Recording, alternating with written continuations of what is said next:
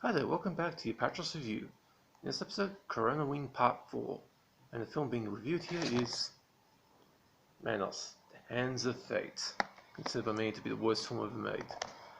Hi there, welcome back to the Apatros review. I'm your host, Mile Sipka, and join us to taking a ride through the wild world of science fiction action horror, all from our personal DVD collection, which has a whole heap of DVDs, plus a few Blu-rays, videotapes, video games, TV shows, and even a few books.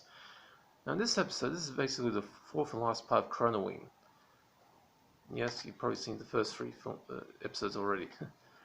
And this is basically to mark the occasion of Halloween of 2020, which I call Coronaween because it's basically the Halloween the Corona year.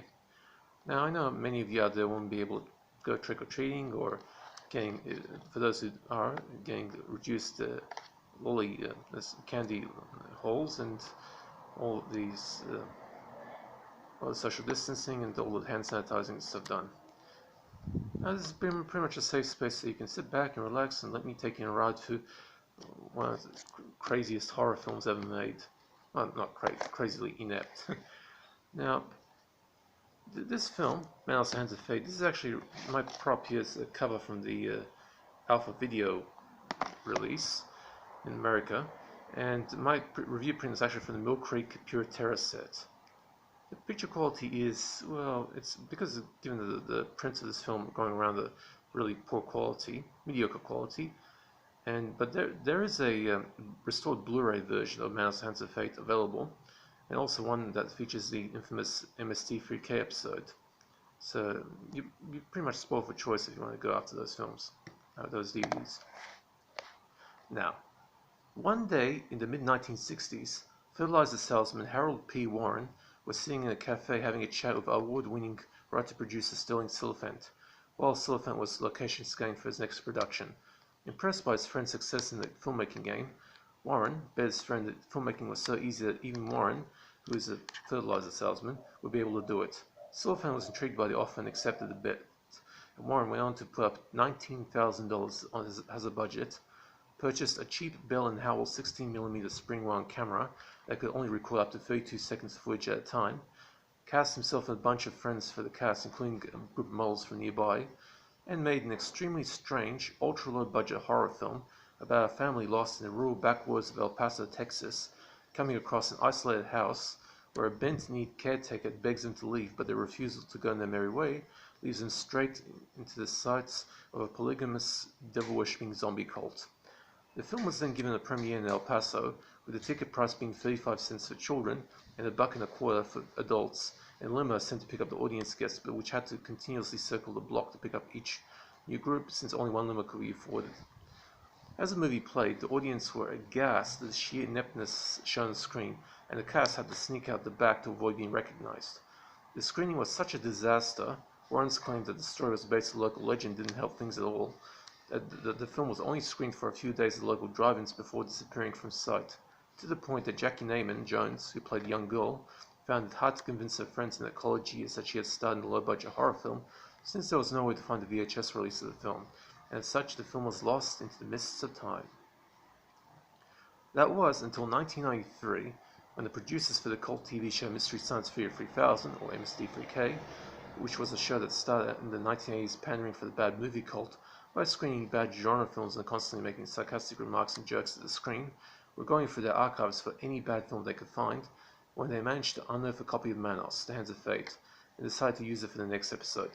The result was the most celebrated and infamous episode in the MST3K canon, and gave this ultra-cheap horror schlocker an infamy that has stuck ever since. It's pretty much the prime contender for the worst film ever made. Now, Manos, The Hands of Fate is a film that is staggeringly, atrociously inept in just about every technical and acting department, that watching it in its entirety, all 69 minutes of pure mind-bending pain, without so much as taking anything like a simple piss break, is an almost impossible task. Personally, I managed to complete the film one sitting, but my bladder was threatening to kill me by flooding my body with urine by the time the credits rolled. Sorry, bladder. And what makes things for the viewer much, much worse is that the film actually runs for 276 minutes. That's 4 hours and 36 minutes in NTSC. But through Harold P. Warren's special secret weapon of a time dilation black magic spell, the film projects a secret spell that sends all viewers back in time 207 minutes, to the point that the end credits start rolling so you're unaware of the extent of time you spent sitting to watch the bloody film. No wonder my bladder was so upset. As a result, you feel like you've been watching the film for 4 hours or so. The film has no concept of continuity. Characters literally appear in different places at each passing cut without actually moving. The acting is absolutely amateurish to the point that it makes elementary school plays look Oscar-worthy. As the weird caretaker, John Reynolds was seriously tripping balls on LSD, which explains his infamously twitchy performance. He committed suicide a few years before he became a cult sensation with this film's infamy. The film, being made in that delicate transition period where the Hays Code was being junked but still not getting any motivation to push the envelope, still doesn't feature any gore or nudity, or for the Masters' zombie wives all wear diaphanous nightgowns with their modern bras and panties visible under them. The visual effects are primitive, and the post-production looping outguns the Italians for sheer incompetence. Although you will never hear me complaining of Italian dubbing because of the way they made their films.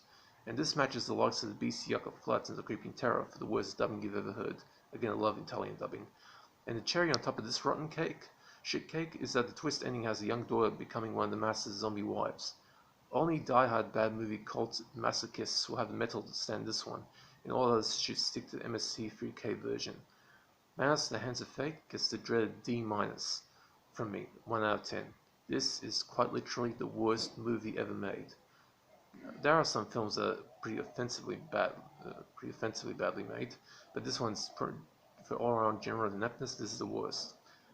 Now, for the gore, there is only a seriously fake-looking burnt severed head with flames still burning. There's no nudity, but the negligee that the Master's wives all wear are transparent. The parts of Mandy's visible underneath. Now, the thing about the DVD, my review print is from the Mill Creek set, Pure Terror set. This actual cover is actually a scan of the Alpha video print. Now, the vast majority. Now, this film only really circulated came into circulation in 1993 onwards after that MST3K episode, and as a result, since restoration prints weren't available then, this film was really badly quality. So if you find, the majority of prints you can find nowadays is just really bad, really mediocre. The Mill Creek print was okay. It was reasonable. Well, for the public domain prints. Now, if you want to get the best version of this, there is a Blu-ray which has the restored version, and it's actually a little bit longer because there was like an extra scene at the beginning of the film, like a few seconds. And while the MST3K version is also available on its own. Very, very intriguing to get if you're a collector, that sort of thing. I hope you enjoyed that. I know it's been one hell of a year this year, 2020. I'm still doing these reviews, and the thing is, this Coronaween, this is the last episode of Coronaween. Hope you enjoyed that, and that's it for this review.